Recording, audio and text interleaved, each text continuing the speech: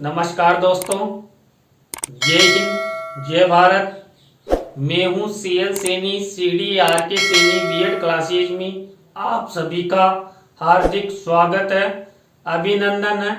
दोस्तों, हमारे इस चैनल के माध्यम से पाठ योजना निर्माण कार्यक्रम चलाया जा रहा है, जिसके अंतर्गत आप द्वारा जो भी लेसन प्लान के टॉपिक हमें हमारे इस हेल्पलाइन नंबर पर आप द्वारा भेजे जाते हैं, उनको अंडर 10 डेज में बनाने का प्रयास हमारे द्वारा किया जाता है। दोस्तों, आज की लाइव क्लास में हम गणित पाठ योजना क्रमांक 5 के अंतर्गत वर्ग स्क्वायर पर आपको पाठ योजना का निर्माण करना बताएंगे कि आप वर्ग पर किस तरह 3 टीचिंग पॉइंट लेकर लेसन प्लान बना सकते हैं, किस तरह आप उद्देश्य विशिष्टीकरण और अपेक्षित व्यवहारगत परिवर्तन बना सकते हैं, किस तरह आपको श्रव्य दृश्य साधन का प्रयोग करना है, किस तरह के आपके मूल्यांकन के प्रश्न होने चाहिए,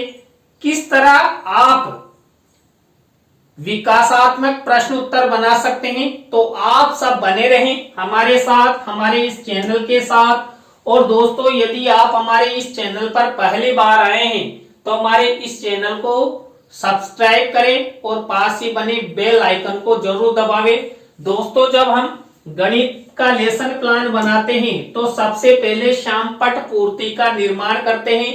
शामपट पूर्ति के अंतर्गत हम विद्यालय का नाम, कक्षा, दिनांक, विषय, कालांश, कालांश का समय और बीच सेंटर में हमारा प्रकरण लिखते हैं। प्रकरण को अंडरलाइन करते हैं और इन्वर्टेड कॉमास में बंद करते हैं। दोस्तों, आप जितनी भी जगह है आपके मुख्य प्रकरण का नाम लिखेंगे, प्रकरण को अंडरलाइन और इन्वर्टेड कॉमास में जरूर बंद करना है, जिससे आपका टॉपिक हाईलाइट रहे।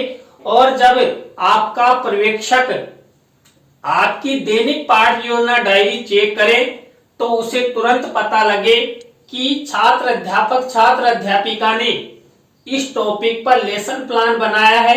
तो इसलिए आप प्रकरण को अनिवार्य रूप से अंडरलाइन और इन्वर्टेड कॉमास में बंद करें। शामपट पूर्ति के बाद दोस्तों हमें उद्देश्य विशिष्टीकरण और अपेक्षित व्यवहारगत परिवर्तन बनाते हैं। यहाँ पर उद्देश्य और हमारे मुख्य प्रकरण का ध्यान में रखते हुए ये फॉर्मेट बनाते हैं, यह प्रक्रिया अपनाते हैं।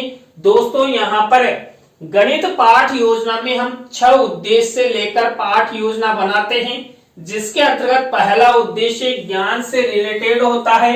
इसके अंतर्गत हम 1 से 2 विशिष्टीकरण और 2 से 3 अपेक्षित व्यवहारगत परिवर्तन बनाते हैं। इसी तरह दोस्तों, अवबोध उद्देश्य से रिलेटेड ये 1 से 2 विशिष्टीकरण और 2 से 3 अपेक्षित व्यवहारगत परिवर्तन बनाते हैं। इसी तरह दोस्तों, ज्ञानोपयोगी उद्देश्य से रिलेटेड ये 1 से 2 विशिष्टीकरण और 2 से 3 अपेक्षित व्यवहारगत परिवर्तन बनाए जाते हैं। दोस्तों, आपको आपकी दैनिक पाठ योजना डायरी में कौशल उद्देश्य से रिलेटेड इसी तरह है, ये 1 से 2 विशिष्टीकरण और 2 से 3 अपेक्षित व्यवहारगत परिवर्तन बनाना है। इसी तरह दोस्तों, आपको अभिरुचि उद्देश्य से रिलेटेड ये 1 से 2 विशिष्टीकरण और 2 से 3 अपेक्षित व्यवहारगत परिवर्तन बनाना है। आपको इसी तरह अभिवृत्ति उद्देश्य से रिलेटेड ये 1 से 2 विशिष्टीकरण और 2 से 3 अपेक्षित व्यवहारगत परिवर्तन बनाना है। दोस्तों, आपको आपकी दैनिक पाठ योजना डायरी में इस तरह यह 6 उद्देश्य, उनके विशिष्टीकरण और अपेक्षित व्यवहारगत परिवर्तन बनाना है। इस प्रक्रिया के बाद हम कक्षा शिक्षण सहायक सामग्री का कॉलम बनाते हैं। कक्षा शिक्षण सहायक सामग्री 2 प्रकार की होती है, सामान्य और विशिष्ट। सामान्य शिक्षण सहायक सामग्री तो हमें रेडीमेड मिल जाती है, लेकिन जो विशिष्ट शिक्षण सहायक सामग्री होती है उसका हमें निर्माण करना होता है।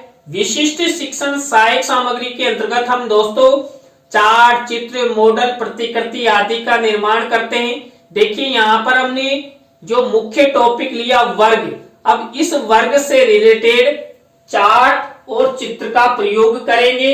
इसी तरह दोस्तों कक्षा शिक्षण सहायक सामग्री के बाद आपको पूर्व ज्ञान का कॉलम बनाना है। पूर्व ज्ञान के कॉलम के बाद आपको टीचिंग पॉइंट्स का कॉलम बनाना है। अब यहां पर हमारा मुख्य प्रकरण है वर्ग। देखिए मुख्य प्रकरण क्या है, वर्ग। अब यहां पर वर्ग से ही रिलेटेड हम क्या करेंगे, 3 टीचिंग पॉइंट लेंगे। तो यहां पर 3 टीचिंग पॉइंट लेंगे। इसके अंतर्गत देखिए यहां पर पहला टीचिंग पॉइंट है वर्ग की परिभाषा, दूसरा टीचिंग पॉइंट है वर्ग की परिमाप, और थर्ड नंबर का हमारा टीचिंग पॉइंट है वर्ग का क्षेत्रफल। इस तरह हम 3 टीचिंग पॉइंट लेकर पूरा लेसन प्लान बनाएंगे।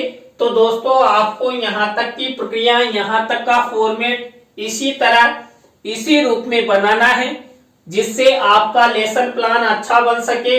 इस प्रक्रिया के बाद हमारी मुख्य पाठ योजना शुरू होती है।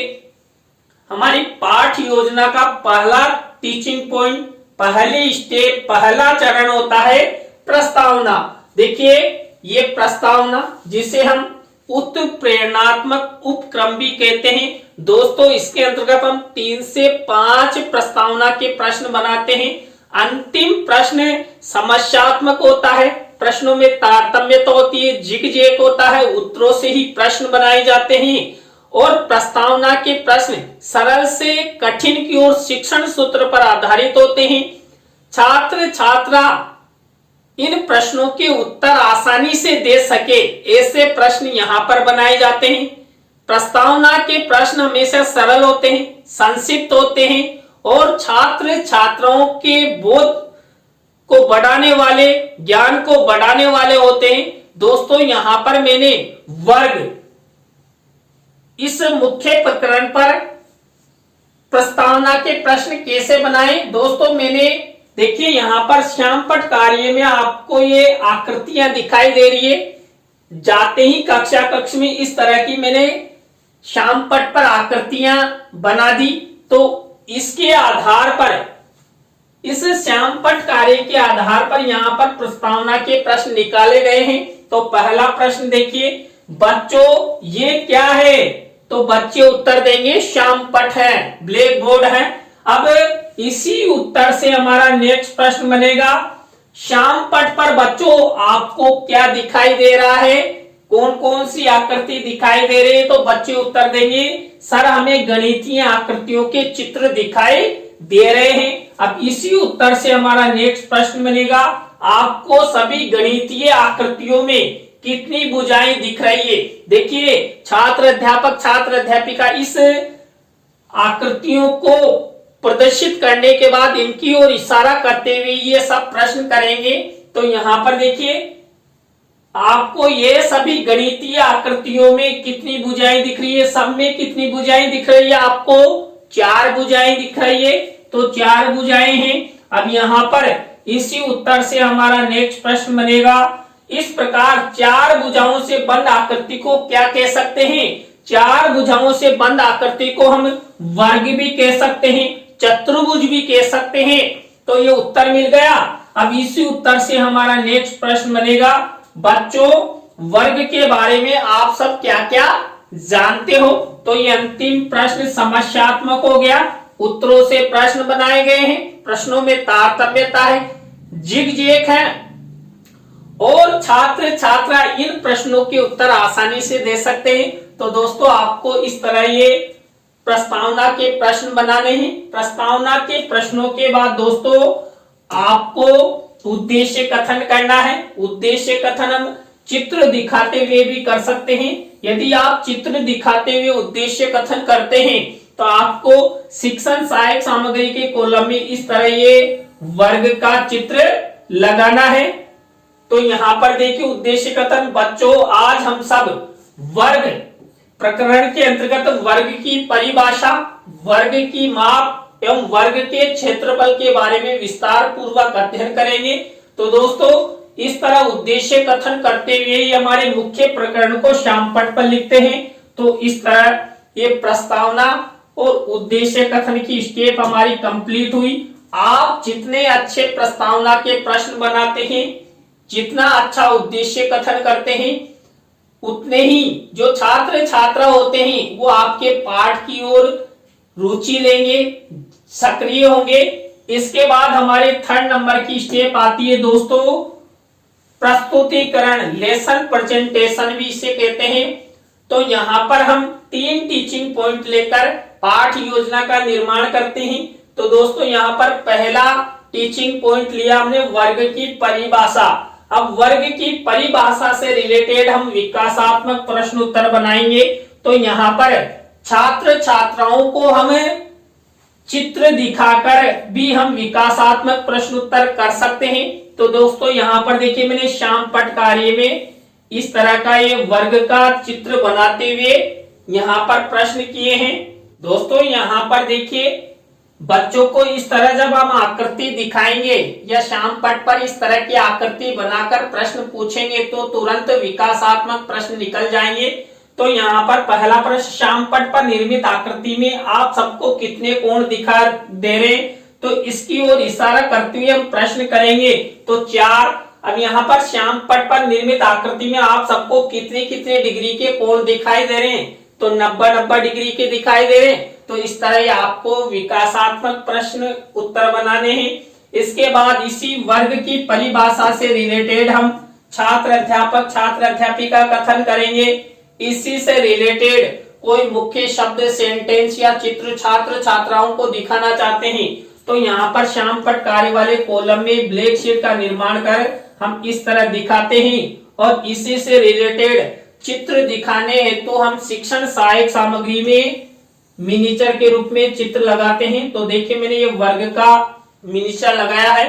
तो दोस्तों इस तरह वर्ग की परिभाषा से रिलेटेड ये फॉर्मेट हुआ। इसके बाद हम क्या करते हैं, इसी से रिलेटेड बोध प्रश्न उत्तर बनाते हैं। 3 से 5 बोध प्रश्न उत्तर हमारे द्वारा बनाए जाते हैं। दोस्तों यहाँ पर देखिए जितनी विषय वस्तु हम लेते हैं उसके आधार पर बोध प्रश्न उत्तर बनाए दिए जाते हैं। मेरे द्वारा ये 4 बोध प्रश्न उत्तर बनाए गए। तो दोस्तों इस तरह हमारी पहली स्टेप यानी पहला टीचिंग पॉइंट कंप्लीट हुआ। इसके अंतर्गत हमने वही सबसे पहले विकासात्मक प्रश्न उत्तर, छात्र अध्यापक छात्र अध्यापिका कथन और बोध प्रश्न बनाए। इसके बाद हमारी सेकंड टीचिंग पॉइंट चलेगा। तो सेकंड टीचिंग पॉइंट से रिलेटेड यानी वर्ग का परिमाप, वर्ग के परिमाप से रिलेटेड वही विकासात्मक प्रश्न उत्तर पूछे जाएंगे।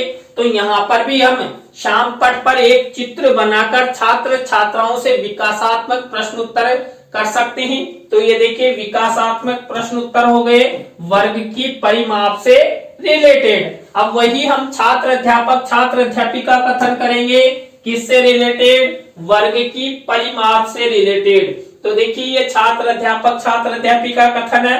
इसी से रिलेटेड श्याम पट कार्य वाले कॉलम में ये देखिए इस तरह ये एक वर्ग की परिमाप का उदाहरण प्रस्तुत किया गया है। और इसी से रिलेटेड शिक्षण सहायक सामग्री के कॉलम में ये चित्र मिनिएचर के रूप में लगाया है। तो इस तरह आपको ये वर्ग का परिमाप इस टीचिंग पॉइंट से रिलेटेड छात्र अध्यापक छात्र अध्यापिका कथन वाली क्रिया करनी है।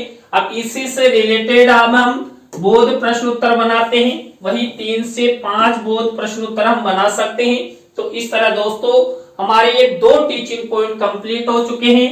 यहाँ पर भी हमने वही सबसे पहले विकासात्मक प्रश्न उत्तर, छात्र अध्यापक छात्र अध्यापिका कथन और बोध प्रश्न बनाए।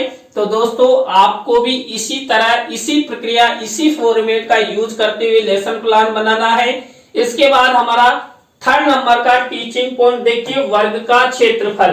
देखिए वर्ग का क्षेत्रफल, इससे रिलेटेड वही विकासात्मक प्रश्न उत्तर बनाए जाएंगे। ये विकासात्मक प्रश्न उत्तर वही देखिए यहाँ पर मैंने श्याम पट पर चित्र न बनाकर शिक्षण सहायक सामग्री में चित्र लगाया है। तो इस चित्र को दिखाते हुए भी हम क्या कर सकते हैं, विकासात्मक प्रश्न उत्तर कर सकते हैं। विकासात्मक प्रश्न उत्तरों के बाद हम वही वर्ग का क्षेत्रफल इस टीचिंग पॉइंट से रिलेटेड छात्र अध्यापक छात्र अध्यापिका कथन करेंगे। इस तरह का फॉर्मेट बनाएंगे। श्याम पट कार्य में ब्लैक शीट का यूज करेंगे। देखिए यहाँ पर देखिए दो उदाहरण, देखिए वर्ग का क्षेत्रफल को ज्ञात दो तरीके से किया जा सकता है, तो दोनों तरीके से एक एक उदाहरण बताया है। इस तरह शिक्षण सहायक सामग्री में वही चित्र मिनीचर के रूप में लगाया है। अब दोस्तों इसी से रिलेटेड हम वही बोध प्रश्न उत्तर बनाएंगे। तो ये बोध प्रश्न उत्तर हुए। तो दोस्तों इस तरह हमारे तीनों टीचिंग पॉइंट कंप्लीट हो चुके हैं। यहाँ पर हमने वही सबसे पहले विकासात्मक प्रश्न उत्तर, छात्र अध्यापक छात्र अध्यापिका कथन और बोध प्रश्न बनाए। दोस्तों इसके बाद हमारी नेक्स्ट प्रक्रिया आती है, नेक्स्ट स्टेप आती है पुनरावृत्ति प्रश्नों की। देखिए पुनरावृत्ति प्रश्न हमने जो 3 टीचिंग पॉइंट लिए थे पाठ प्रस्तुतिकरण में, उनमें से ही ये पुनरावृत्ति प्रश्न उत्तर बनाए जाते हैं। ये प्रश्न और ये उत्तर, इस तरह का फॉर्मेट आपको बनाना है दोस्तों। इसके बाद हमारी नेक्स्ट स्टेप आती है मूल्यांकन प्रश्नों की। देखिए मूल्यांकन प्रश्नों के अंतर्गत हम 3 तरह के प्रश्न निर्माण करते हैं। वस्तुनिष्ठ प्रश्न, रिक्त स्थानों से रिलेटेड, सत्य असत्य से रिलेटेड और लघुत्रात्मक अति लघुत्रात्मक से रिलेटेड। तो दोस्तों जब आपकी दैनिक पाठ योजना डायरी में इस तरह मूल्यांकन के प्रश्न बनाए, तो सबसे पहले आपको ब्लैक शीट का निर्माण करना है और सिल्वर कलर के पेन से इस तरह ये मूल्यांकन प्रश्न लिखना है। और जब आपका फाइनल लेसन हो तो ये मूल्यांकन प्रश्न आपको लपेट श्यामफलक पर लिखना है। एक तरफ मूल्यांकन प्रश्न और एक तरफ आपको क्या करना है, गृह कार्य का प्रश्न लिखना है। तो ये गृह कार्य की अंतिम स्टेप भी होती है। तो इस तरह देखिए श्यामपट्ट कार्य वाले कॉलम में वही ब्लैक शीट का निर्माण और सिल्वर कलर के पेन से ये होमवर्क का क्वेश्चंस लिखा गया है। तो दोस्तों आज की लाइव क्लास के अंतर्गत हमने गणित पाठ योजना क्रमांक 5 के अंतर्गत हमने वर्ग के बारे में आपको पाठ योजना का निर्माण करना बताया। आज की पाठ योजना की क्लास आपको कैसी लगी कमेंट्स में हमें जरूर बताएं। अच्छी लगी हो तो लाइक करें, कमेंट्स करें और शेयर जरूर करें दोस्तों। इसी तरह न्यू लेसन प्लान की लाइव क्लास के साथ हम आपसे फिर मिलेंगे CDRK सैनी बीएड क्लासेज पर। जय हिंद, जय भारत, राम राम।